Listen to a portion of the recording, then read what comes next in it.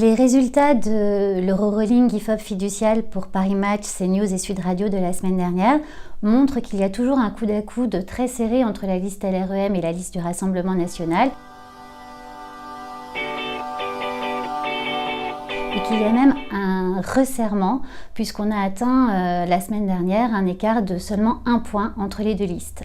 Ce qu'il faut noter, c'est que quand on teste l'intention de vote sans liste gilet jaune, ce resserrement se réduit considérablement et n'aboutit qu'à 0,5 points. Donc le match est extrêmement serré entre les deux listes dans la perspective du scrutin. Alors à gauche, où le paysage politique est très fragmenté, on observe en fait une autre guerre qui se déroule au coude à coude entre donc la liste Europe Écologie Les Verts et celle de la France Insoumise.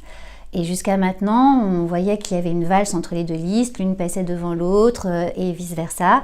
Et depuis une semaine, la liste de la France Insoumise dépasse celle de Europe Écologie Les Verts avec parfois un écart allant jusqu'à 2 points. Les semaines suivantes nous diront si cet écart se réduit ou s'il s'amplifie. Quoi qu'il en soit, on note que la sûreté du choix est beaucoup plus forte parmi les sympathisants de la France Insoumise que parmi les sympathisants d'Europe Écologie Les Verts. Sachant que la France Insoumise place également l'écologie au cœur de son programme pour le prochain scrutin européen, on est en droit de penser que la guerre va être particulièrement forte entre ces deux listes. L'autre enseignement de notre Eurorolling, c'est que dans les déterminants du vote, ce sont les enjeux nationaux qui priment sur les enjeux européens, et donc ça transforme ce prochain scrutin en un test national pour Emmanuel Macron, d'où l'importance des annonces qu'il va faire mi-avril suite aux résultats du grand débat.